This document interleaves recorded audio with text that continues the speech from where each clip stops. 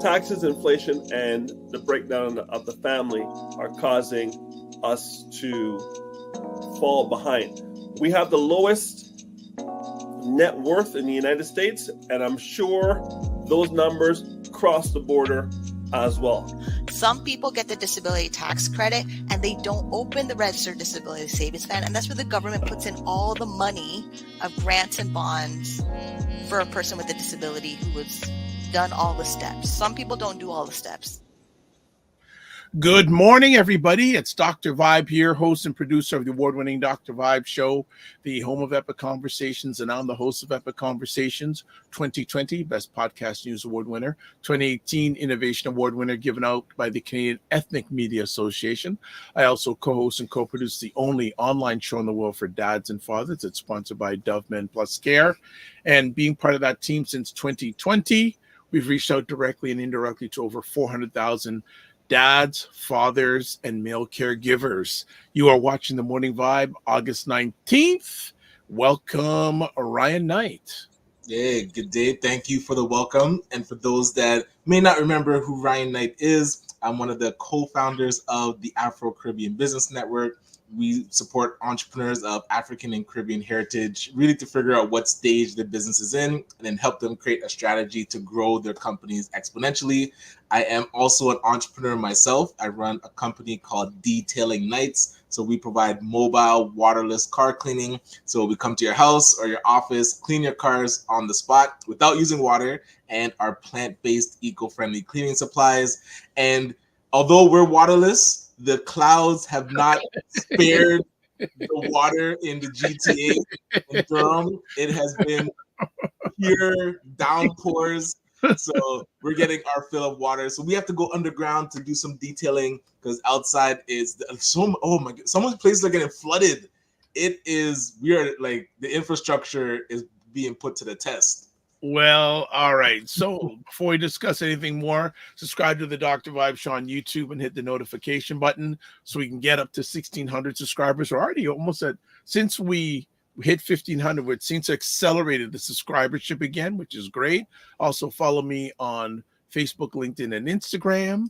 Also, to advertise your business, product, or service on the show, please email me vibe@vibeshow.com.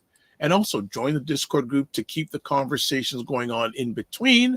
And then check us out also on Indie Soup Media, Independent Content Creators Network, driven by our good friend Dr. Tatch out of Fort Lauderdale, has over 17,000 YouTube subscribers in 6 months. And you catch various pieces of independent creator content on there, including 3 or 4 shows that I have on there. And also, let's see, people are already chiming in. Mignon Cam, good morning. JJ Mars, Colorado. Yes, all right. What's going on in the weather with Colorado? And Fitness IQ Cam says, what's up? Are you going to see your EYL people? They're coming in a few months again. And she goes, looks like the West Side isn't the best side. Oh, I don't know what you mean by that. The West Side, best side. But yeah. So yeah, Mississauga got flooded. I don't know, but so obviously weather, if you're in the GTA, is a big thing. So how did you encounter any of the weather on Saturday? Yes, so I was driving home on Saturday, and I felt like I drove into a tropical storm and then drove out of it because I was coming from north of Brampton, and then getting onto the 401, I could see the dark skies. So I drove into it, and it's like hazards on, like poor visibility. And then just as I passed Scarborough into Pickering, it cleared up. But then later in the day, the clouds came to Ajax, and then it hit again. Yeah. Like it was wild. Yeah, it was something. So Saturday was quite the day for me. So in the morning time, I was hosting a conversation in the Oshawa area. So and that was from 8 to 10 o'clock. So then I had to go across to Horner Avenue, which is in South Etobicoke. Right. Yes. Yeah, that's around Brown Lake Evans and all that. Yeah, down there. And actually, you would know the person I was doing this for. Help a Girl Out. Hey, with Yannick. Oh yeah, she had the men's conversation. Yes, men's conversation about menstruation. And when I Yes. mentioned that to some people, they're going, how's that gonna work? Like, Right. how's that gonna work? So I mentioned to one or two ladies ago, like, how can you have a conversation about and you're not having any ladies there? And I said, hey, but Monique, Monique wanted me to do it. So it was great. I had never met her physically before, so it was the first time we met face to face. So, but there was a familiar face there that you would know. Guess who was doing the filming and recording and documenting? Video. Oh, Dirk from DF Media. DF Okay, Media because Production. he had done her like her GoFundMe promotional video in the past. So Right. I know they were connected from before. Yeah. So I think it's for stopping by. Let me just finish just typing. So Derek was there. He goes, once I knew Dr. Vibe's gonna be doing this, it was all good. It's gonna be good. Yes. So we had a great conversation, and the gentlemen that were there, I didn't know any of them, which was good. Gotcha. And they were all different from different cultural backgrounds. One was a gentleman from Kenya who's only been in Canada about 9 months. He has 3 younger sisters and a mother, and he is also Muslim. There are 2 other gentlemen from African culture, and then another gentleman from Portuguese culture. Okay. Yes.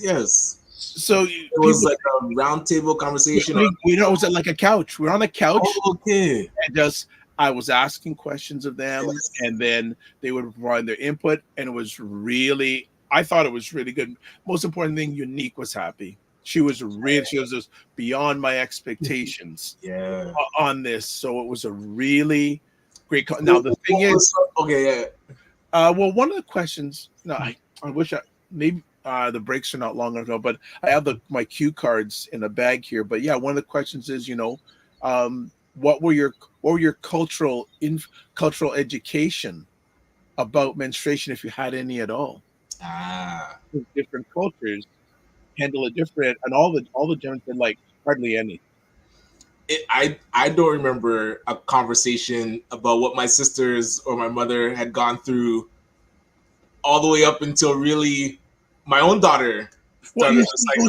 Now this is the thing now, and I get a chance to have conversations with many different types and background, and I've had conversations lately with ladies in their 50s and say, no, like when I was growing up, no one told me. Right. My mother didn't tell me. It just was really organic, a really good organic conversation. Really went nice. I made sure I got my video testimonial from Unique. Thank you. Thank you. I made that. But yeah, but during the recording, heavy rain. So I'm going to see how Derek's going to be able to filter that out. Oh, okay. Because you could hear like. Oh, it was. Yeah, we held on it was a place on Evans Avenue, and it was like this. It's like a recording industrial space, and you could hear it, and I was going. Like when you're in Jamaica and you're hearing it. Like on the tin rooftop. Yeah. That kind of rain. Yeah, that kind of rain. But and it happened at least 2 or 3 times while we were there. Wow, man. Yeah, it just like unleashed, like the cloud opened up and then it would stop. It was fire. It would just open up again. So Fitness IQ says, I don't recall this happening in the East. And funny enough, yesterday I was speaking with a group of people who were in Niagara Falls on Saturday. They had no rain. Wow. So it was like an hour and cut off away, no rain. Wow. Nothing at all. And in the East, Sunday morning during the night, it was coming down because it woke me up. And I was like, what is going on outside? And then in the morning, it was fine until like the afternoon. Okay. JJ Mar says 90-degree heat in Colorado for the rest of the week. Whoa. And we're supposed to have temperatures going back up near the end of the week. But this morning, some more things. Let me just, I hear clouds on. I get my hair cut soon. Yeah, we're still supposed to be getting some on and off rain today. Gotcha. Nets IQ says, big up Derek. Yeah, Derek, said, how was I to work with her? Says, Dr. Vibe, you're a dream. You're a pro, man. You're a pro. So I'm humble from that. Of course. And she goes to box side fitness IQ Cam. Mini IQ Cam goes, I don't want to relieve that memory of transitioning into womanhood. Yeah. Okay. And Fitness IQ says, right, Mini. And Frequency Event Promotions says Tin Rooftop. Yeah, it was. So coming back from that event, so that was like 4 o'clock. So it wasn't too bad. Then going along the 401 eastbound around Leslie, it dips down. Hence, that's why it's called the Don Valley area, because it's done. And like all the cars had just slowed down because there was a huge puddle of water. Ooh. 401 eastbound just past Leslie. You just had to go really, really slow, and then came back. But yeah, it was really crazy. The rain was short but heavy. Yeah, and now because previous and July was record breaking, so because so much rain has happened, flooding, it just floods quick. Like if it goes heavy, right there. Insurance like crazy. As you were talking about the conversation you're having with the gentleman, we had gone to Sabo Beach on I think 2 weekends ago. Yeah. And on the way back, we stopped by my brother's house because he lives in Dundalk.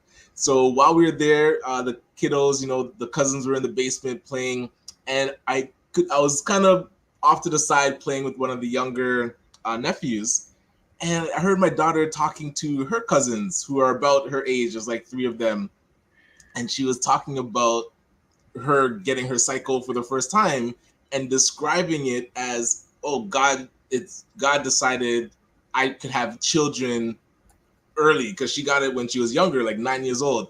Okay. And it was interesting to me that she used that language. I guess that's how my wife is explaining it to her. It's like, your body's going through changes. This is, how women have children. So she's very aware of the cycle and, what it means for her body. But it was interesting hearing her talk about it to her cousins and how she describes it. So, but yeah, I'm curious why Mini on Cam doesn't want to relive it. Like that experience of going through it. Was there anyone there guiding you through Mini? I was curious why you had like a. So Mini on Cam goes to Fitness IQ. It was a catalyst of low self-esteem, and you know what? A number of ladies have that same sort of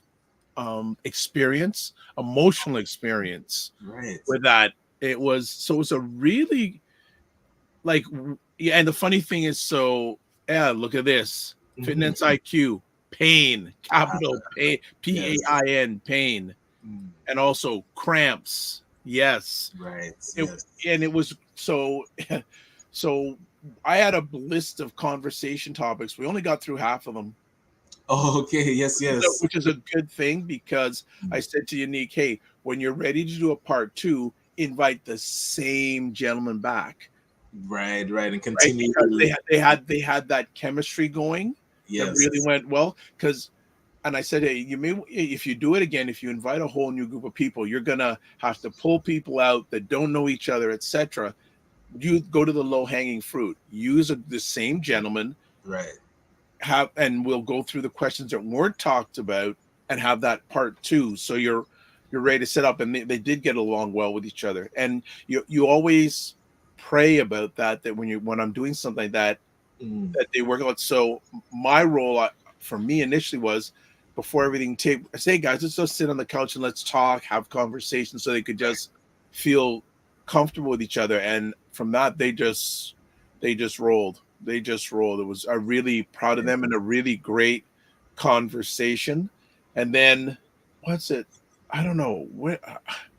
And then I've been airporting a lot lately because I had to take some people to the airport Thursday morning. Then they came back, and again the weather. They were coming back late Saturday night, so the weather affected that. You wonder, yeah. So my day on Saturday was from 5 o'clock till about 1 o'clock Sunday morning. Oh, that's a heavy day. And the driving, so Oshawa to Etobicoke, Etobicoke back home. to Scarborough, then Scarborough back out to the airport, and back out to Scarborough again in what, less than 24 hours. All those, Right. all those experiences. So hold on a second. Mignon Cam and Fitness IQ Cam, you're running things this morning and instant crying. And she also says, however, it wasn't that bad when younger, but these days, wow. Okay, thanks for being honest. Mignon Cam says, I knew what it was. My mother prepared me.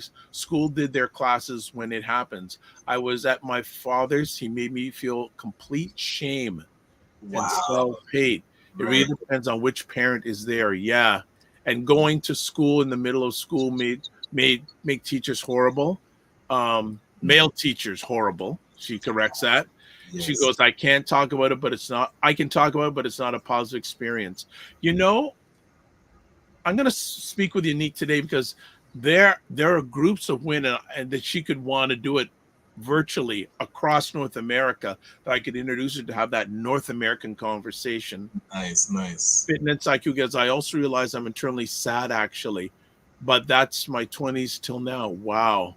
Okay. And then Dr. Vibe, chauffeur for true. Yeah. And yes. So just to add to it, I actually took my parents to the airport this morning at 3:30 in the morning. So where are they off to? They're off to a funeral in Florida.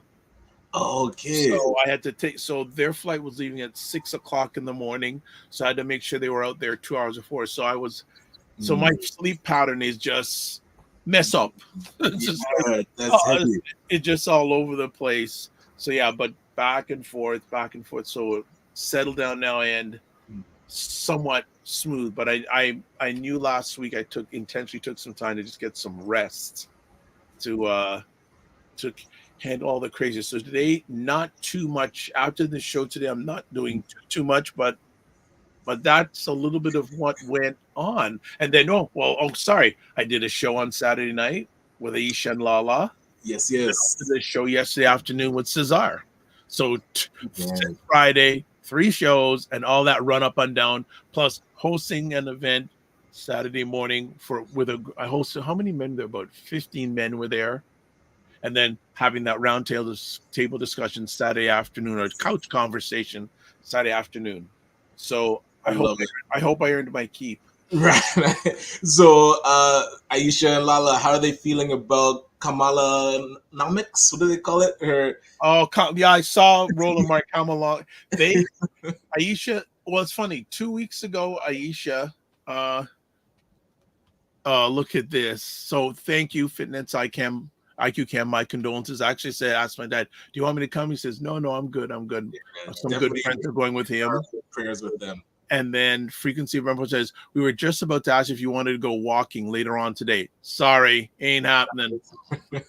This is one of the blessings when you can manage your time. I'm actually going to take a nap. Usually, every day I usually do at least a 15-minute nap. Today I just may lie down for about an hour or two because I have to do a session. Then let me put it on Thursday night. I did a session with 12 youth entrepreneurs. So just like the summer company. That was. I may even see if you have some time to jump into one of those conversations. They would like that. Well, I'll chat with you about that offline. But I said, you know what, today, shut it down a little bit. But what is so no walk today, Christopher? Sorry, no Frequency event promotions. No, but I see that you've got a networking event coming up. Mr. Summer, network event, Christopher. Yes, check that. And actually, I was driving back through the wonderful weather on Saturday. I called someone who Frequency event promotion knows, and we had a good conversation. He goes, "Oh, do you know Christopher Williams?" I go, "If I didn't, I'd be stoned." Right. So, I'd be discommunicated from the fan club. Oh yeah, so I said So I said, yeah, that's it. So that, you know what? We'll take a break and then we will talk about. You were going to ask about what they think of Aisha and Lala, what they think about what's going on in the U.S. election-wise, and also give some updates about something that you suggested. All right, cool. All right, so we are going to take a quick break, and we back. We're just chopping up on the morning vibe this morning. It's just a cloudy and cooler Toronto. Here we go. Primetime Saturday with Aisha and Lala. Join Aisha K. Staggers and Laura Lala Key as they cut through the chaos and make some sense of the nonsense in American news and politics. That's not a big enough sample to even say that this is representative of anything. Sharp insights, bold opinions, and a touch of humor. It's the show that keeps you informed and entertained. Those polls have you thinking, oh, I don't need to go there. Don't miss Primetime Saturday with Aisha and Lala. Tune in and stay ahead of the headlines. All right, there we go. What do you think of those 30-second spots, man?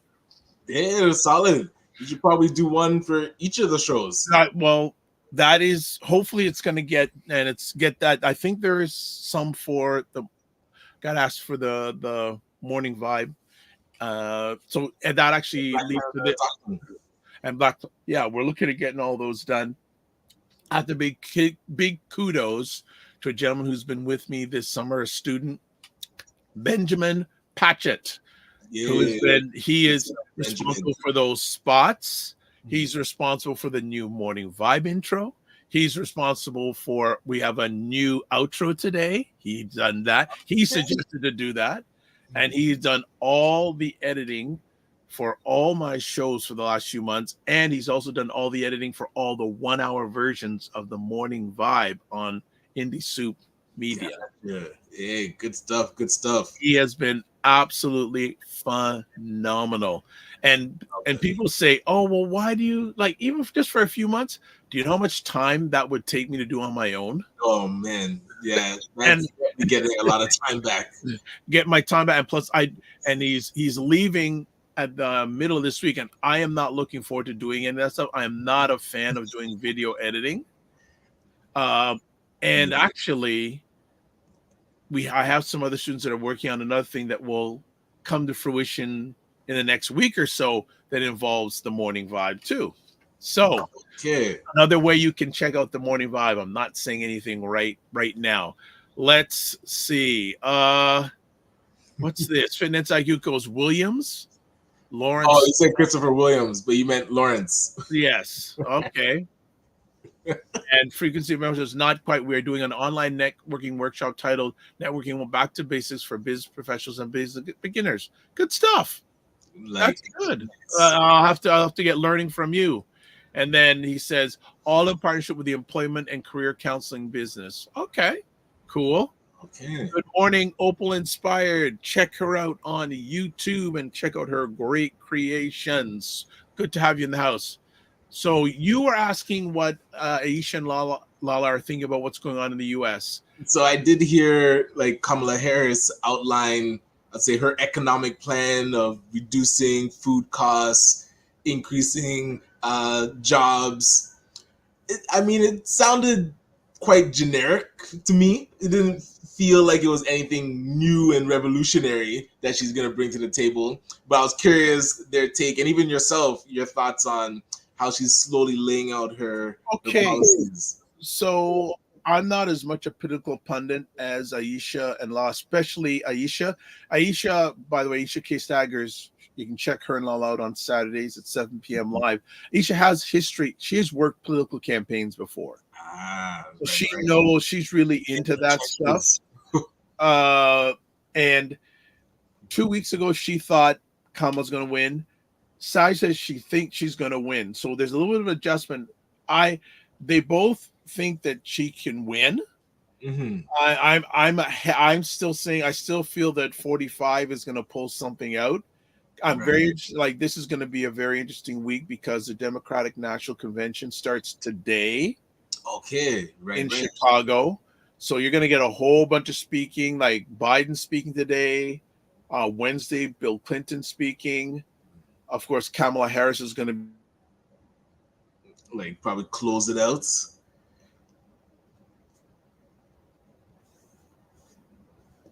Nope. And the big thing going on in the news is either or both Beyonce or Taylor Swift going to perform at the Wow. If they got both, that'd be pretty epic. Have they ever? Because have both of them ever been at an event together? I Or- don't know about together. The more that they're maybe I mean, just one or after the Yeah. other, just in the same arena on the same day. I don't think So- that's ever happened. so there's noise about it. Apparently Taylor Swift has room in her because right now she's doing, is it 5 concerts at Wembley Stadium in England? Okay, damn. 90,000 people. So okay, they feel that she can win. And myself, I feel that 45 is going to win. I just have a feeling they're going to pull something. But I will say, if Ms. Harris does even a decent speech on Thursday, that's one bump. And I guess another thing too, how long is this wave of excitement going to last for? And I think maybe strategically it's good because it's not a long camp. They're going to go on emotion and excitement. Mhm. And then the next big thing is September 10th, the debate time. And if 45, Mr. Trump will even show up. And this is another thing. Like one of our spots, there's a part where Lala says, I don't think he's going to show up. Well, apparently right now, the debate is scheduled. Their first debate is scheduled for September 10th at 9 p.m. Eastern time. Yes. Right? So just a little pick up on that. It was it on this platform or was it on Primetime Saturday? Mr. Ryan, I suggested we should have a watch party. Hey. So, family, I'm saying it verbally now. It is all going. It is happening. So, September 10th, wherever Nice. you're watching this now, this is maybe the best place for you to get commentary about the debate, historic debate. Yeah, be here. Can you imagine how much? Well, I guess they just do one. If there's not going to be any ads, but how many eyeballs are going to be on that debate globally? Yeah, it's that is the prime time event, and that's where I can't see him not showing up only because of how much, like you said, eyeballs would be on it. I feel if he doesn't have something that he can hit her with that'll really stick. He will, though. He'll be talking about things like the economy and all that. And I saw the other day but he's always someone news person asked him, why aren't you going to stop doing the personal taxes? No, I have the right to do that. But that's where his what would you say, his those that are guiding him or his campaign managers, his advisors want him to stay on policy and hit her with the economics, but it's not in his nature to stay. So they have to make a decision. Can they live with him going up there? Well, they have hold on. They have no choice. That's the way he is. It's all about him. You can't. Yeah. But I am, from what I'm seeing, he is talking a little bit more about policy, about getting back to the border, the economy. Some people are saying, well, what is this guy talking about lowering prices with all these cereal boxes? And he's never had a cereal. He had for a cereal box from the day he was born. What is he talking about? But this is what I'm saying, because he can go on there and start good, but then once he started attacking, oh, are you really black? Oh, wow. Who did you sleep with to get to the top? Like his brain, and then that I feel will totally derail. We'll see. What I'm watching is all the Republican chatter that is for Harris, like that Republicans for Harris small base that's building. That is what I'm watching to see how many of those people can convert other Republicans not to stay on the MAGA train, because that I think holds more weight. Like whoever's decided that they're going to vote for Harris, they're locked in. Whoever's decided they're going to vote for Trump, they're locked in. It's that undecided. That great middle. And Ms. Harris probably has more opportunity to get their vote than 45. And that's one, because if they're not already on the Trump bandwagon, what would pull you over there? I'm trying to understand it can only be that he would be better for business. I could see that argument. Yeah, well, that's what he's saying. He's hammering about the economy, but the thing is, inflation's going down right now, right? So it's going to be really interesting to see what he can. attacking on the economy and all this. But the thing is, too, when 45 was in office, he had these tax cuts. But the sad thing is, it only benefited business people. Like, this goes way back, and people may not remember a gentleman named Ronald Reagan. Yeah, the Reaganomics. Reaganomics, and part of his Reaganomics was something called the trickle-down theory, and that was based on, if you reduce the taxes of the rich, that will generate economy for those underneath. But the rich ain't going to give any of their money to the poor. The money savings, they're supposed to reinvest that in the economy. Instead, they took that savings, parked it offshore, and bought real estate with it. So they didn't invest. Right now, also just want to say thumbs up to Brigitte Davidson, who's liked the conversation on Facebook. Good stuff.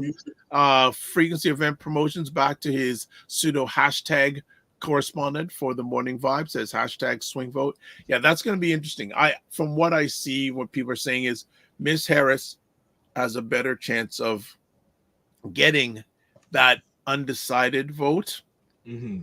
And now I see now I'm paying light attention to this, but lots of the stories I'm seeing is that, especially in the swing states right now, it's either Harris very, very like taking in the lead, or very close. Okay. Many young cancers, the trickle down is never going to go to everyone in the low income bracket. No, they're not. And why do they expect the rich to spend money for them? They don't care. Like, right, and that's where it can't work in a capitalist economy, because unless you legislate that if a certain company makes a certain amount and they get a tax break, that savings has to go somewhere. Yeah, they're humans. They're humans that want to make as much money as possible for their business. They're gonna take that money and figure out how to just make more money. Like, they're not gonna take it and be thinking social. And then if that does happen, that's where the Trumpers come out with, we're turning the economy into a communist economy. Socialism. Yeah, they'll never mandate those things. And you're hearing 45 say leftist Kamala. Kamala. But here's the thing. You're saying leftist Kamala, but then how are you going to help the average person when you're helping business first before you're helping the average everyday American? Right? That's the thing. Okay, Minion Cam is on fire, says they keep you below poverty, then increase from below the poverty line, so it's never going to lift them up. They move the trickle down baseline below the poverty line.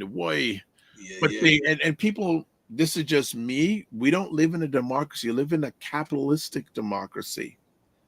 Right? So especially when it comes to vote, all this money that's going into these campaigns, the majority of these money is going to advertising. What is the advertising meant to do? Buy your vote. Yes. So at the end of the day, the voter is a commodity. Capitalism, commodity. Right? So it goes back. I've got to the point where I think the only way that especially people that look like us get it, it's got to be on economics. Right. So then that's where her now talking about it. Do you think it swayed any of, let's say, the Black community, her talking about how she's going to end the economics? I don't know how much it's going to sway. I think that I think her best way to win is don't pull herself. Well, how can I put it? My thought is the best way for her to win is to show that she's different, show that she's just a better human being. Well, and that's where they need to hammer home she's the stable choice. If you let's put it this way. You know what will really turn things upside down? If it happens on September 18th, 45 gets sentenced in the New York, right? So that won't change. Now that won't change his MAGA base. They're still going to vote for him. Right. But the undecided, it would be very difficult to vote for him. And also too, if he Ms. Harris can get down the government, but she can do it respectfully. And if he pushes her button, she will talk about his allegations of being a sexual offender. Exactly. Well, a convicted sexual offender. So Yeah, and so the question has to be, let's see, frequency of interest. S shake my head says great points shared. The doctor, thank you so much. Now you got to look at it. Would you want, and I guess times have changed, a convicted sex offender as the leader of your country? Well, and this is where it's only tricky, because if a person had been convicted in the past and they are now not reformed, but at least humble and you said 45 and humble? No, this is what I'm saying. I'm talking about a general person. So if a person was convicted of something in the past and now they've gone through life and have humbled themselves and remorseful and have moved on away from those activities, then yes, I could see a person with a convicted on their record get elected and be comfortable voting for them. If said person that was convicted of business fraud. Okay, can I just add to that? So pop quiz. So everyone, let's see if you know the answer. And some people may know if you watch Primetime Saturday. How many times has 45 declared business bankruptcy? I don't even know. I know at least once. Like, how many? So anyone in the chat, we'll just give a few seconds now. So Fitness IQ says them don't care. Many Americans, they're blind to a lot of things, aka not giving reparations. That's a whole other conversation. Minion Camp says, as a survivor, those types don't change. They just get better at hiding their crime. There we go. All right. Fitness IQ, you're on it. 45 has been declared business bankruptcy 6 times. Okay. So here's a person who says he can fix the economy, who has declared business bankruptcy 6 times. Man. Is that a strategy to allow the U.S. to declare bankruptcy and start again? Then you would ask his supporters, okay, your candidate says that he can fix the economy. Do you know that he's declared bankruptcy, business bankruptcy 6 times?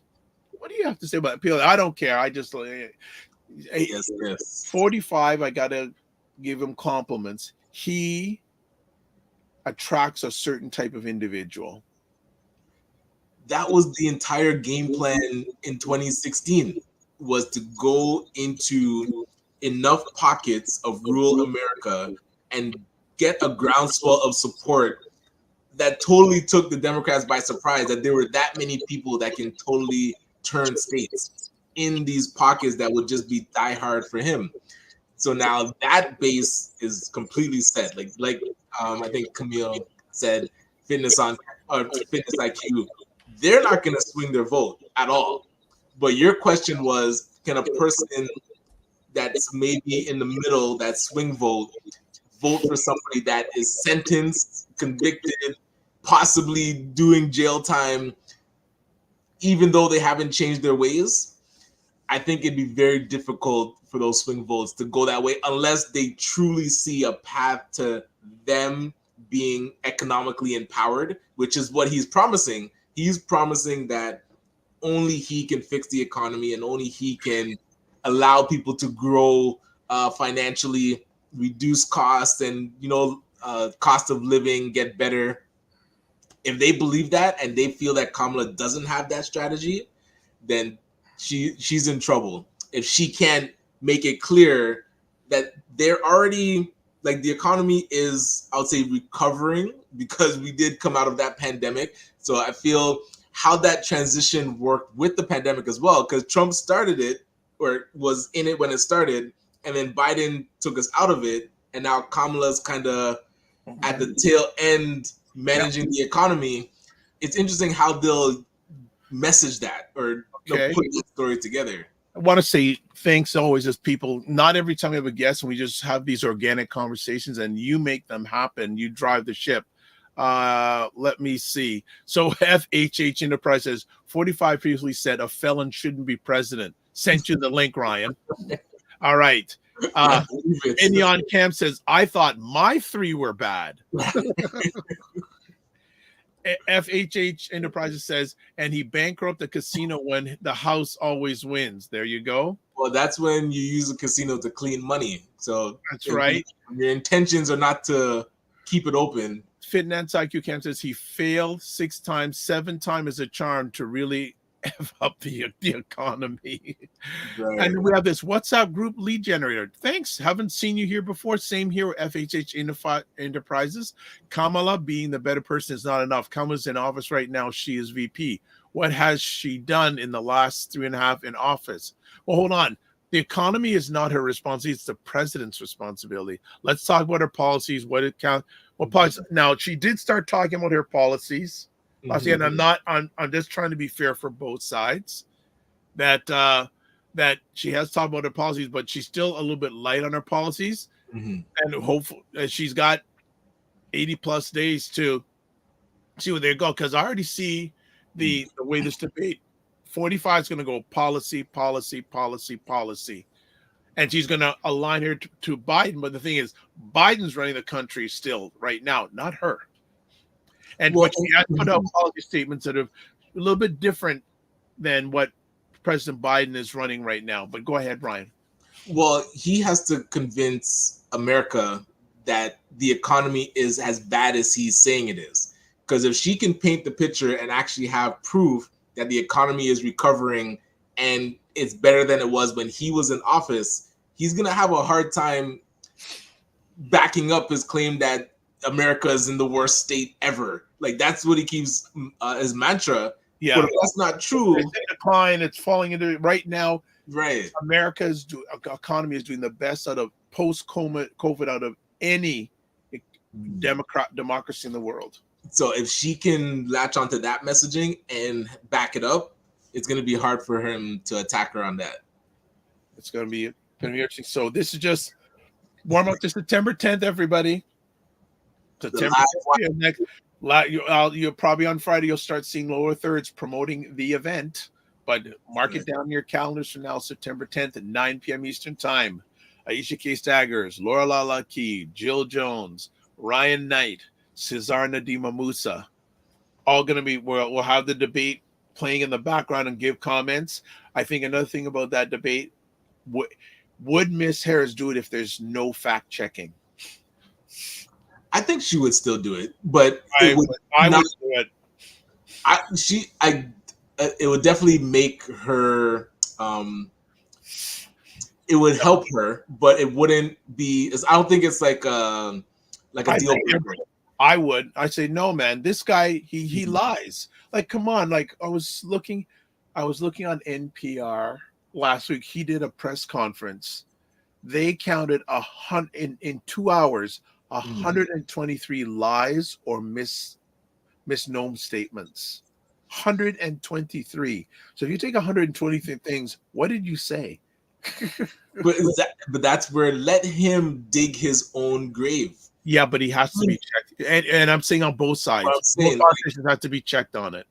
Both sides. She's still I don't think that she would back out of the debate because it's not there. Only because she's dealt with liars before. So it's not like it's new to her. She's dealt with liars in the court where you can deal with it.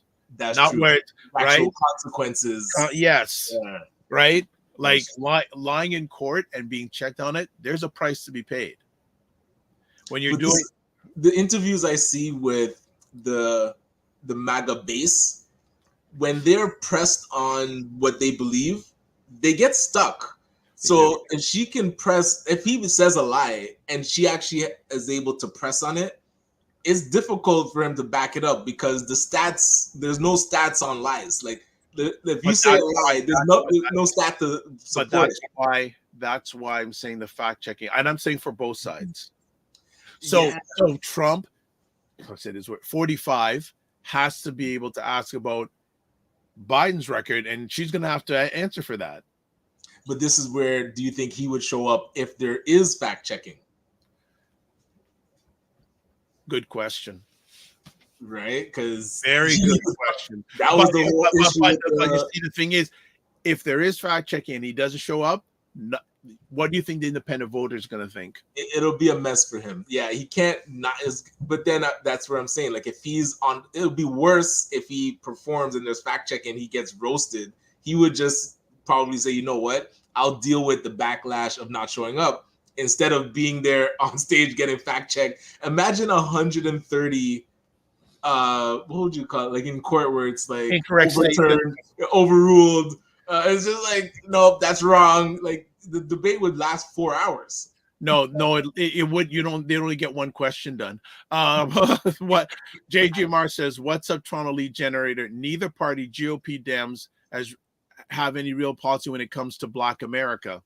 That is true. I would love to see is what that is true. But that's what the National Association of Black Journalists tried to ask. And I'm curious, are they bringing... But again, they didn't have rules. Right. So what you're saying about an example of no fact check, that's what it turns out to be with him. Right. And when you let him control the narrative, right? But this is where they stay on the question. You are journalists. But what are your policies for Black America? But that's the thing. It's got to be two ways. First of all, you have to have strict rules. Second of all, you got to be a persistent journalist. That's what I'm saying. Like, this is the profession. But this is the thing. Fact checking wasn't being done in real time with the journalists. But even still, like, you didn't need the fact check to re-ask the question. You asked the question, what is your policy to support Black America? But his response would be, he did have responses. I've been the greatest president for Black America since Abraham Lincoln. And then I think someone asked him about, hold on a second, you know, even bigger than LBJ who give voter rights. And but I think there's they got off track. It doesn't matter what you've done in the past. What is your upcoming policy? What policy made you the best president for Black America? Yeah. What was it that you did, and what are you going to be doing going forward? These are journalists that should be able to stick to the question. Don't ask him about LBJ. That's where he goes off on. He can make up anything. It's what is, and same with Kamala. She needs to get and have they brought Kamala on the NABG and so apparently she could make it. She had a prior commitment, but they haven't. She couldn't come there physically, but they haven't done anything because some people are, and 45 is saying, hey, you know, news media, you're giving her pass. She hasn't done any news conferences, this and that. And it was interesting. Aisha talked about that on Saturday. So she says, you know what? I wouldn't appear in front of the media until you guys get it right with him. You let him get away with all this stuff. Why am I going to, right? So why should I appear if you can't even check on him? So J.G. Mars giving a great American perspective. Many Black Americans are offended at illegals getting several thousands of dollars in a month. No one has been vetted, while Black Americans, veterans, homeless are ignored. This is very true. And especially in Chicago, there's a lot of uproar with a lot of Black Americans living in Chicago because a number of immigrants are being put in their city and being given chance to basically establish themselves where people who have been Black Americans for generations can't get any help. And same thing's happening here in Canada. There are immigrants that have come here that are being treated better than the actual homeless Canadian citizens that have been here from time. And so across the border, we're seeing there's a different, and it's weird how this happens. Like the immigrant rights, even if you go to the bank, you'll notice they have, let's say, specific banking programs for yes. They don't have anything for a person that is homeless, and the person that's an immigrant will get housing quicker than a program that'll get a person on the street housing. So you wonder where the priorities are, and a lot of times because immigrants coming in, most times have money. Like a lot of times it's not immigrants coming in with no money.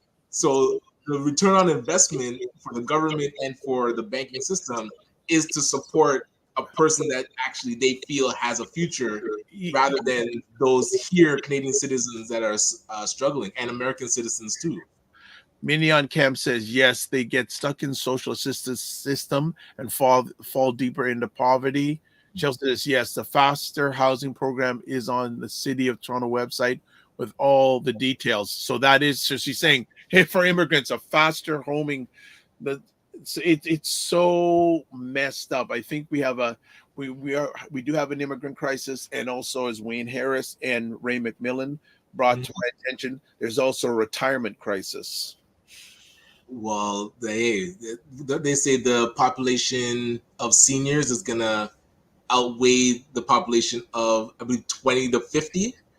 Well, so, not only that, but the wealth transfer from baby boomers to the that is going to be a really big thing. This whole wealth transfer, millions and billions of dollars is going to be transferred of baby boomers' wealth into the economy, and we'll see where that goes and where that ends up. But it's really interesting to see. But the whole immigrant situation, or no, we call here new Canadians. Yes. That terminology, the new Canadians. Okay, look at, so JG Mars, Biden is paying salaries of all the UK politicians, soldiers, their family, health benefits, retirement plans, social security, making inflation worse. You know, they're one of the things too that MAGA supporters saying, hey, why are we spending money on all these why aren't we spending it to make our own people better? And that's a valid question. And also in this country too. Exactly. Because there was billions of dollars coming from Canada, who is now to Ukraine in the support of the Ukraine war. When on home soil, so many people are struggling. We're having asylum seekers here that are struggling on the street and can't unlock the funds that were promised. So it's not even to say the federal government doesn't know what's happening. They promise money, and the city promises money, yet the people doing the work for the asylum seekers aren't getting the money and can't navigate how to unlock it. So a lot of promises made, and we've heard this song before, where you'll have the press conference, a lot of symbolism to say this is what we're doing to support. Yet when you ask the people on the ground, what tangibly are you getting? They're doing everything from their own pockets, and then fighting with the government to get invoices paid. And it's like so backwards, like how they're treating the people doing the work, yet different than what they're actually portraying on TV. But this is the game. Like, politics is theater. It's just a game of looking good. Whatever they need to do to look good, actual grassroots impact, that's secondary. And then they'll show, I bet you, because the election for federal should be next year, you'll see a lot of politicians on the ground at these hot spots taking pictures when is rolling. They've been doing, some of them are doing it this summer, barbecue season, man. Valid. So, you know, it's barbecue season. It's going to, I know that the American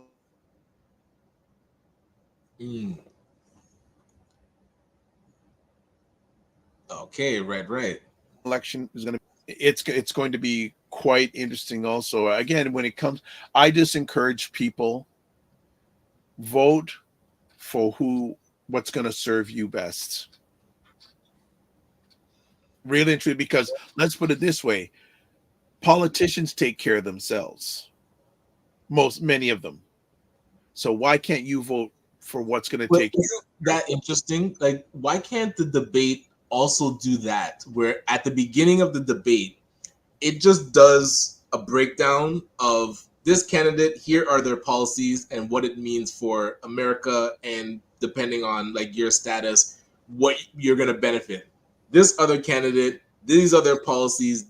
So whatever, like, they can say whatever they want on stage and go back and forth and banter, but their policies are their policies. Like, they're not going to change what they're going to execute when they go into office. And that should be presented. Like, we as voters should be able to see what makes them actually different and not always hear it out of their mouth. Because when you hear it out of their mouth, it just becomes theater. It should be black on their website too. This is the policy that you're voting for. And I'm thinking this should be done in Canada, because a lot of times people don't know the difference between the red liberal, the orange NDP, the green party, and the blue conservative. they just hear the talking heads promising the world, and emotionally you say, oh yeah, I'm always for Ford, or I'm always for Trudeau because of his father, and you just caught up into the emotions. But have you actually seen what their policies are and what it's going to do for you specifically as we're living in Canada? We need a better breakdown and education of the differences in the parties. Okay. Fitness IQ says, what was I heard? Dr. Vibe is having, no, I'm not having a barbecue. No, I'm not running for any campaign. Sorry. But interesting enough, you weren't on with Carolyn with us last Monday, but I have hardly used my barbecue this summer. Okay. I've hardly used my barbecue at all this summer. So I know I may need to sharpen up on my barbecue skills. Frequency of promotion goes, great conversation here. What I learned today is always look past. Absolutely. Always look past the abstract. Always. And the thing is, too, we'll just do some more comments here. Yale says, have a good day, gentlemen, and Morning Vibe Nation. Good stuff. What's up? Toronto Lead Generation says Kamala Harris will not be any different from Biden's. It's a liberal agenda, very much to Trudeau liberal agenda. Spend, spend, spend. All right. Well, the worst thing that has happened to politics is money. Okay. Right? Because again, I go back to what I said earlier. At the end of the day, the voter is a commodity. Mm-hmm. You're not a human being, you're a commodity. All these millions and billions of dollars, whether it's Canada, the United States, again, a lot of it goes into the advertising campaign. What is that advertised to? Buy your vote. Once they got your vote, it's quick pro quo. They put it out there, you give them something back, done. But see, what we have to do is we have to hold them accountable and say, look, what can you do for me? Okay. If you can't do it for me, I'm not voting for you. Well, and this is where it's important to vote as a block and actually organize your vote. If it's just individual, they're not even taking that meeting. That's the thing. And that's where the super PACs come in. When money got so involved with American politics, them being able to get a strong, like a lot of money to back a politician and get that agenda, get their agenda in front of them because of the type of money they're putting into their campaign. You can't fight that, and that's why business sways a lot of these policies, because they're the ones fueling it. Well, this is the thing. I think the days of protesting are pretty done for effectiveness. You either have to have the money behind it, or you have to have consistent mass numbers who have economic power. You got to have an economic block. We live in a capitalistic society. So if you can't bring money to the table with what you're saying. So let's take a look at this, Ryan. You're involved with the Black ecosystem, right? Right. And there's, 20 plus organizations, right? Well, 45 across Canada. 45. Yeah. All right. 20 in Ontario. Okay. Could you imagine if all the people who are part of those organizations and have dealt with those organizations, whether it's vendors, suppliers, entrepreneurs, could you imagine if they were one block? Absolutely. And remember, that block would then influence other blocks. So it would be powerful. Right. But that takes organization. And it does take organization. Coordination. Well, not only organization, coordination, but it also takes the will of the individuals to want to do it. Valid. Yes. Right. Because you have been tireless in a lot of efforts during your journey to do things something like that and other things. You've probably had the organization. You've probably had the organization, the coordination, all that.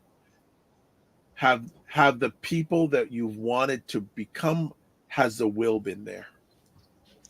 And I like how you position the question, because the ability to coordinate and organize, like you said, has been there. So what is missing? And it can only be that those that don't show up don't see it as valuable. They don't have the will to want to be in a room of your peers that we all got funded to be part of this ecosystem, yet you don't think it's a high priority to meet with each other and actually be strategizing together, figuring out how to create that block, figuring out how to circulate the dollar. That's unfortunate, but It is. the only thing we can do is continue to meet. Yes, and see, unfortunately, Yes. it's based on, again, the capitalistic system. Mhm. The Eurocentric is based on the individual, where our heritage is based on the communal. But that's where you would think that the will would be there then. Are No, we you so would far think against that, our- but you got to remember, we've adopted and we feel that this is the way right. to make it. So we feel, oh well, the individual way is the way to make it, whereas we don't have the resources that those who have had the system built for them Exactly. have. So we have to realize that it's just like it's like a lot of people get rich by investing in the stock market. You don't have to have a lot of money, just consistent. Finance IQ is probably, Cam is on here, and correct me if I'm wrong, just consistent stuff. The question is, I have my own suggestions stopping us getting together. Because if you think about it, Ryan, all those organizations, all the people that have working in them, all the suppliers, all the educators, all the facilitators, and then all the recipients, even if you had 2/3 of those as a block, and think about each one of those people, how much money they bring to the table. Exactly. Like just in that small block that we're talking about, that's 100 million that could be leveraged to actually create. And I'm not only thinking government wise, I'm thinking private sector wise too. Absolutely. Because this is another thing, like when we talk about those whole reparations thing, we shouldn't be just leaning on the government for reparations. There are hundreds of companies that owe our people reparations. Right. And plus, if we wanted the government to pay it all back, they're in a deficit as it is. They don't got any money. They're just spending but also a lot of companies should be responsible for reparations also. Historically. A lot of companies. We live in Toronto. Can we go in Toronto? You see all these tall skyscrapers. Any of them owned by someone who looks like us? Like, I just out of curiosity, and this is anyone who's watching here, in your city that you live in, can you identify any big significant skyscraper that's owned by a person that looks like myself or Ryan? Right? Can you? So it's a real I've been saying for a long time, real critical. It's even got more critical that we have to find ways, because trying to do it on your own, especially when you look like us, it's even more challenging than ever. Yeah, it's so true. It's more challenging than ever, and especially economics is the way. Sorry to say that, but economics is the way. And I think voting, there many years ago I would say, oh, you didn't vote, I get on someone who didn't vote. No, I don't blame if someone doesn't want to vote. If they don't feel there's enough, that's their right if they don't want to vote. And I don't like the fear tactics. True. Right. The fear tactics, that's low value thinking. But if you do look at the Democratic Party in the US, they're going back to their tried and true how to get black voters. Like, how is it, and this is just me, you got Megan Thee Stallion performing at Kamala Harris's one of her campaign stops? Really? Right. Like, why is it? I'm gonna say, and I don't know how much, Ryan, you may know a little bit more, Canada. How come in the U.S., especially with the Democratic Party, they go for they don't go to intellectuals. Well, remember, they want the eyeballs. Like, who has the followers? Who has influence? Like, should it be a Taylor Swift and Beyonce that we're expecting at this place, or should it be a Dr. Claude Anderson who actually is thinking of a plan to support the Black community? They're gonna go with here, and it goes deeper than just the political parties.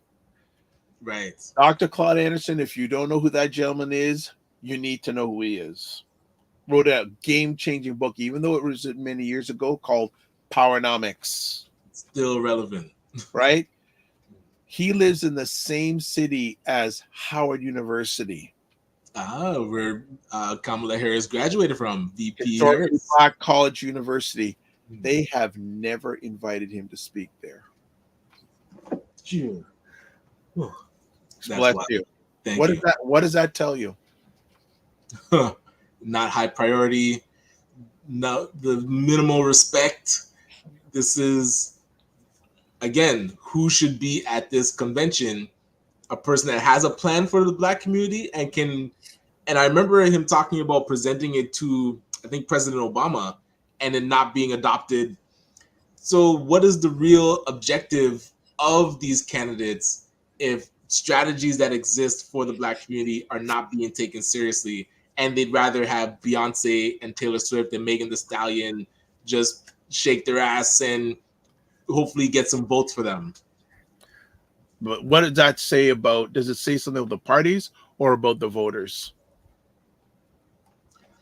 Yeah. Well, the politics will go where it's popular. So it's what the voters are projecting that they're then going to now mirror back and say, like, okay, if we brought Dr. Claude Anderson on, nobody would really pay attention. So we have to bring on those that people will pay attention to. So it's definitely coming from the voters, I would say. I'm going to add some more interesting stuff. So many on campus, approximately 8 million Canadians live with a disability, but because they have a disability, we are written off as not valuable. So if we organize and rather vote their rights off with, there you go. Look how powerful that block. And disability issues are always last or forgotten. I'm gonna show you how much money is important, especially to what's going on. And I don't know if anyone has heard about this story. Put it up on the screen. You read that? Interesting. Okay. Michael Bloomberg is giving $600 million to 4 historically Black medical schools. Bloomberg's charity said, this is last Tuesday, it will be the largest donation ever to a historical Black college or community. Excellent. Right? I think I say he's done more for HBCUs than Harris has. But here's the thing. Okay, and First Lady of ACBN, Charmaine Hussey, great conversations, good food for thoughts indeed. See you. I compliment Mr. Bloomberg in doing that, but you know what? There's got to be some strings attached there. So they got to behave the way he likes them to behave, because if he doesn't, he can just pull that money back. Notice also, when it comes to big donations, do you notice a lot of the time these big donations are done by business owners more than anybody else? Oh, absolutely. Right? So there's another reason why we should encourage entrepreneurship, because a lot of times it's the entrepreneurs that can donate the big money. You're nothing against 9-to-5ers, but you can only do so much. Right. But there again, politics. Bloomberg, $600 million. Also to Jeff Bezos's former wife. She's been being like Robin Hood to a lot of Black organizations over the last year too. Okay, I might have to send her an email. She's been giving out money left and right. And hey, I love that. But, again, we live in a capitalistic system. There's always strings attached. I wonder if there's anyone that's given, that'd be an interesting question. Who has given the largest amount one-time donation to a Black organization in this country? in this country? Because the one that comes to mind is Denim Jollies, but I'd be curious because Well, Michael Lee, which one of Mr. Did he- Jolly's was it? JCA? where you paid off the mortgage. Yeah, that's no, but That's- I something tells me there's got to be a bigger one. Because I'm thinking Michael Lee Chin, he donated, Yeah, that name came. You're reading my but you're, that was for I think the museum, so it wasn't no, specifically for a black organization. So here we go. Jay, you want to step away from it? Can Canadians deduct political contribution of their taxes? Yes, yes, they Yeah. can. Yes, they can. Yes, they can. We have tax deduction stuff here. Like, yeah, I'd be very curious what, and I something tells me the biggest donation has been maybe government based, not private corporation based. Well, yeah, definitely government injections. That's what I'm trying to think. Like, has But West I'm thinking non-government injection. That's what Yeah, I'm thinking about, a non-government injection. That I'm just curious who. dig in? We'll check with Roger Dundas and Camille Dundas at Buy Blacks. See if they've done any research on that. That'd be a good story. Like, Yeah, I'd be very curious whoever's done that because mhm. if it's anywhere close to $600 million, I want to know who that organization is so I can get a job there. That job, work with them. I don't want a job. I want to work with them, but Yes, it'd be yes. very interesting. So, Mr. Knight, what's gone for you for the rest of the week? As you mentioned, part of the Black entrepreneurship ecosystem, we're hosting the conference in October. So always planning is going to be in Ottawa, October 28th, 29th, and 30th at Carleton University. So shout out to the Black Entrepreneurship Knowledge Hub that's based in Carleton University that'll be hosting us. But yeah, we're going to be ramping up invitations for organizational leaders and entrepreneurs to join us there so that we can build capacity together. And really the question is, where do we go from here? This funding from the Black Entrepreneurship Program that the federal government put out is ending in December. We've been trying to organize and leverage this ecosystem, like you mentioned, to collaborate together. Now that that program is going to end, what is going to continue is really the conversation that I want to know is like, are people still dedicated to work together, even though there's not core funding from the government coming, or is it all just I am very curious to see that because my concern is some of them have been working together when there was money. What's going to inspire what would pull them together when there's no money? It's like it can only be the joint resolve to better the Black community economically because we're entrepreneur-based organizations. So if that economic empowerment for the Black community isn't their main mission, and to do it effectively and optimally, we have to do it together. Us doing it in silos, we've seen didn't work. Like we can't argue working individually is better than working collectively. So we need to lean there. And anybody that's not interested in that really wants the Black community to fail economically because they're choosing a path that we've seen doesn't work. So I'm curious, as I email, call, visit people, their responses to us collectively working together, I just document it. So when people ask me, I know exactly where every organization stands, and you can't fake absence. Like if you're not present, I can't mark you as attending. You have to be present. So we'll see. That is crazy. This is what we're dealing with, man. But it has to get better. But the thing is, again, there's trauma. I come back, trauma, repetition, symbolism. Right. There are many people who look like us. We have some deep things going on. Right. There are some really deep things going on that have been going on for a long time. And to see that at the end of this year, I'll just put it out there, I'm disappointed what the ecosystem, the final results. Because right now, not a lot's going to change. It's in its final it's getting near the end of the finish line. I'm disappointed, and I would one of the questions I ask each organization a few questions. A, what did you do right? B, what Right. didn't you do right, or what could be better? And why do you feel that this should continue based on what you've done? Hey, valid questions. You know, what have you done right? Because I'll be honest, I've heard more not good than good. Mm. Right now, and you want to get two sides of a story because there's they said, and the truth. But now the question is, as you said, where do we go from here?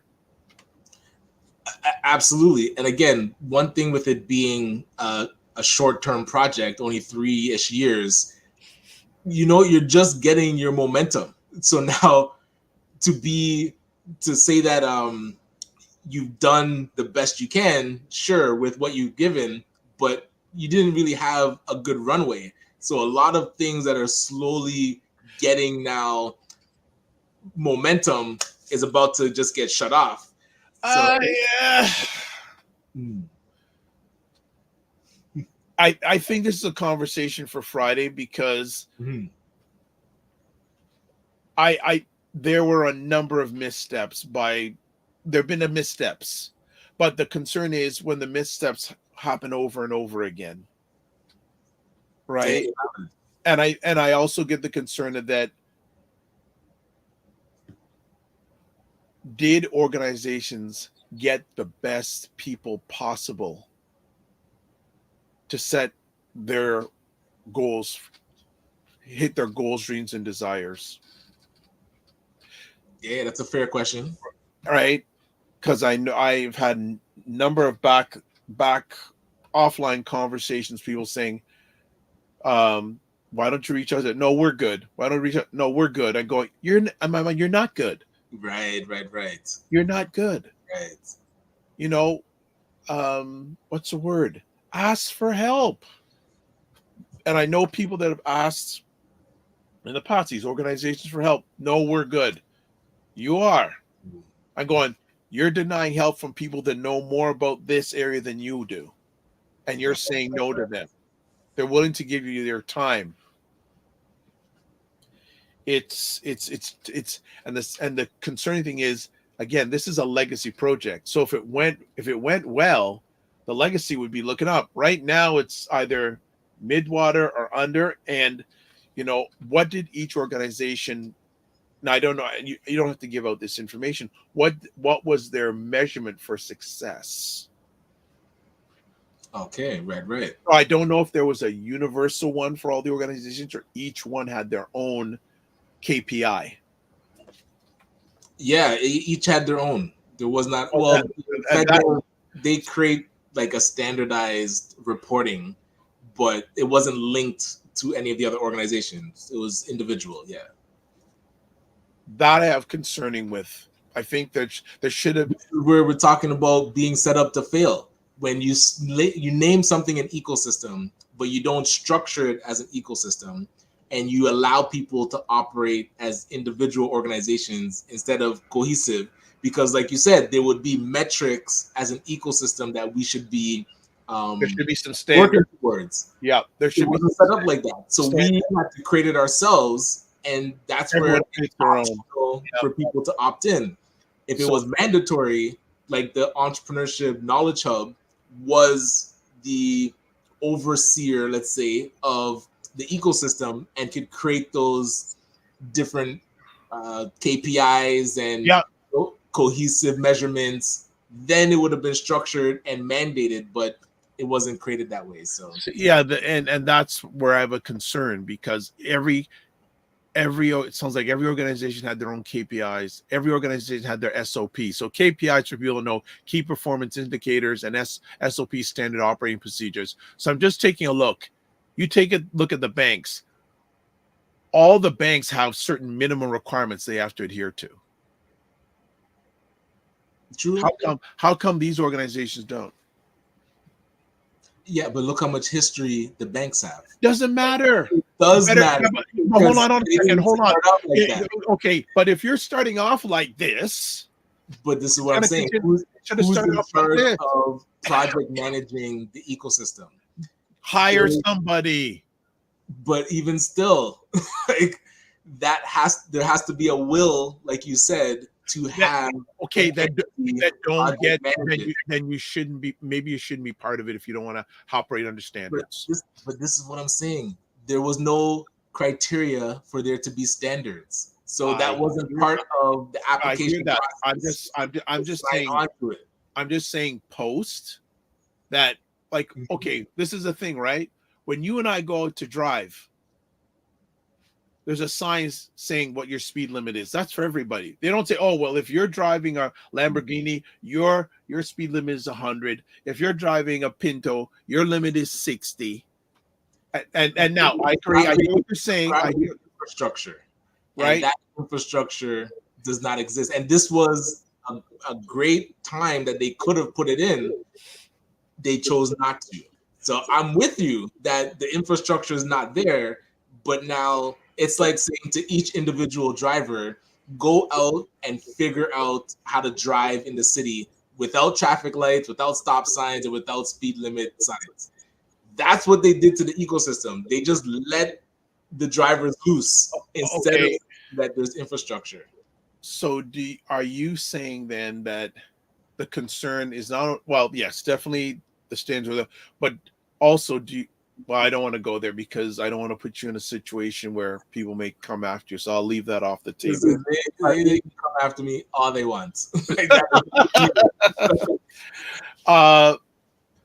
No, I won't do that. I don't even want. I care about you too much to put you in a potentially challenging situation. So I'm going to keep it off the table. All right. I want you to enjoy your getaway with your wife in a few months. So I want you to. All right. By the way, how did it go on the anniversary day? Anniversary was nice. You know, my wife was working the day of, so we had to try and spoil her when she got home. But yes, it's an ongoing celebration. Definitely not just for one day. All right. So a few last comments here. Minnie says, or people never connected within the organization are telling people not to connect with the organization. That was my advice this week from a non-BIPOC person telling me I shouldn't support BIPOC. That's another conversation. I gave him a serious cussing over his white opinion. Yes. Banks were made by white people so they keep up their status quo. Karen Rowe. Organizations. Oh, she says organizations do not want to be accountable. There is a good conversation topic right there. Accountability. Yes, that is so. That's all. Like I said, the trauma, repetition, symbolism. Trauma, repetition, symbolism. The whole BIPOC, and I'm not hearing BIPOC that much anymore. Okay. Yeah, I haven't really been hearing it either. What happened to BIPOC? Right. Because it's been diluted. That's why. BIPOC was the dilution of the Black spotlight that was put on in 2020. They turned it into BIPOC, and now that initially was the dilution, and now you've seen the effect. There's no conversation. The spotlight is over. So when the politicians come to you, Ryan Knight, what are you asking for? It depends. If it's what am I asking for the Black community and the Black entrepreneurship ecosystem? Yep. You mentioned it's a legacy project. It wasn't a legacy project. It was a pilot, and not even a pilot. It was like a stopgap band-aid to appease the Black community with a set amount of money to say, we have now invested in you so that you can keep quiet about us not supporting you. I would want to see permanence. Where is the actual Minister of Black Affairs, like how they have Minister of Indigenous Affairs, so that they are mandated to give a Black lens to any policy and any support that's needed. There's always has to be that conversation of how does this support the Black community? That doesn't happen. So stuff like the Black Empowerment Manifesto, I would want to see that implemented, an actual think tank for the Black community so that there's a place where strategy is happening for improving the lives of Black Canadians. These things don't exist. So when we talk about infrastructure, the think tank and a portfolio management office that's actually coordinating all the happenings in the Black community.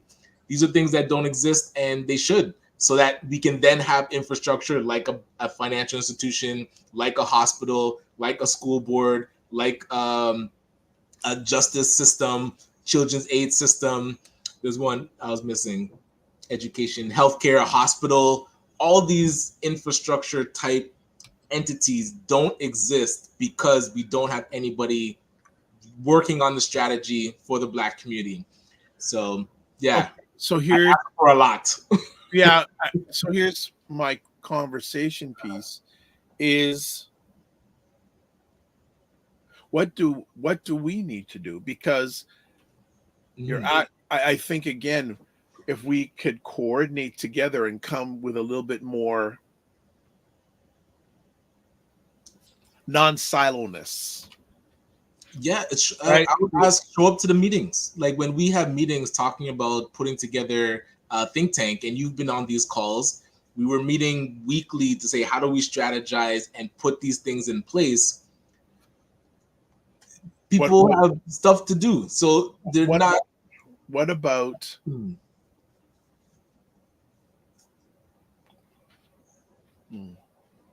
I think we should maybe host a conversation. What do we need to do? Just title it that. What do we need to do? Yeah, and that would be something I would put on the table, is a Black Empowerment Manifesto where there's a blueprint for what we can actually start with, and put it up against other people's blueprint. Like, who else has a blueprint to empower the Black community? Let's put it on the table and figure out which one to action. Because right now, operating without a strategy, without a plan, without a blueprint, it's not working. It's not working. Yeah. Well, let's this actually put together a strategy. This is the thing, and it's a great point. Get the people who say, "Is what we're doing working?" And who's in charge? Who's in charge of the strategy? That's there what has to be a group of people. It can't be again. It can't be one person or one organization that's right. in charge. Collectively, because when it's one organization or one person in charge, it's easy to get for them to be knocked off, and it's easier target for those who will push back. It has to be, and this is the thing. I don't, and it's not only just in your sector. It's in a number of areas, and I won't get into detail about this, but an event a little while back that I attended, and I asked a person from another organization that's doing the same sort of advocacy. I said to that person, "Hey, has so-and-so ever called you? We've reached out to him 7 or 8 times, and he's never returned our phone call." Never returned phone call. We are. Wasn't me. Tell them I'm sorry if I didn't call them back. No, it wasn't you. No, but we, you know, I'm really terribly disappointed that many people, I wouldn't say the majority, but a number of people look at us to perform, entertain, and that's it. Yep. Okay, perform, entertain, and that's it. We're in many ways, we're still looked at today, August 19, 2024, as we were 100 years ago. Dr. Claude Anderson said it, 1/2 of 1%. 1/2 of 1% is the Black wealth in America, and I'm sure it's similar in Canada. Yep. And it's been that since before slavery, after slavery, and to modern day. We haven't increased our ownership and wealth and legacy building. So if we don't create whatever we've been doing up till now, we can agree has not worked. But the thing is, where is there intentionality to change it? Right? Yep. Is there intentionality to change it? Is there intentionality to change it? Again, capitalism. Remember, people, yes, capitalism, there's good about it, there's not good about it. Right. There's some parts that I do like. But if you look like us, capitalism is a harder role. Yeah, valid. My apologies, brother. Yeah, no, what we're gonna style. So everyone, thanks for hanging out with us today. We'll probably do another one of these on Friday. I know things may change, but I also too I invite anyone who wants to be on the conversation to do a that's a what do I call this session with us. Nice. You got my email address. Would love to have you come on and share with us. So Ryan, are you in LA? I saw some pictures. You're so much more than an entertainer. You're an incredible man. Oh, I'm not an entertainer. That's the last thing I want to be. Thank you, Ryan. I don't know, Ryan, are you back from your trip to LA? Because I saw pictures. But man, Ryan, I want you back, Ryan. You were so darn good. All right, let's close it out. So as always, subscribe to the Dr. Vibe Show on YouTube and hit the notification button to get us to 1,600. Again, big thanks to Carol and Nicole for giving out 2 complimentary consultations. Nice. Follow the Dr. Vibe Show on Facebook, LinkedIn, and Instagram. Advertise your business, product, or service. Email me dr.vibe at the drvibeshow. Join the Discord group, dr.vibe at the drvibeshow.com. There's where you can get a hold of Ryan Knight. Yes. There's where you can get a hold of the Dr. Vibe. And at the bottom, you can watch replays at the Dr. Vibe Show on YouTube, Facebook, and LinkedIn, Afro-Caribbean Business Network, Facebook and YouTube, and Ryan O'Neill Knight on YouTube. What you up to for the rest of the week, man? Yeah, like I said, planning for the conference right. and just operating. How about yourself? Hopefully a quieter week, because like I said, this weekend. Oh, right. Yes. Woo! And well, this is what I appreciate. He's still in LA. I fly back home on Friday. Good for you. DM me via Instagram. I'd see if we can catch a conversation while you're out there. I'm really happy for you, but curious what's going on in LA. So live your life as a dream. If you can dream it, you can make it. Sometimes you have to get smaller, get stronger. Block assumptions and aim bigger, aim better, aim higher, aim wider. Love, faith, and respect. And don't just manage your time, manage your energy, and remember to give yourselves grace. We will see you on Friday. Have a great rest of the week. God bless. Peace well. Keep the faith. While good in Toronto, stay dry.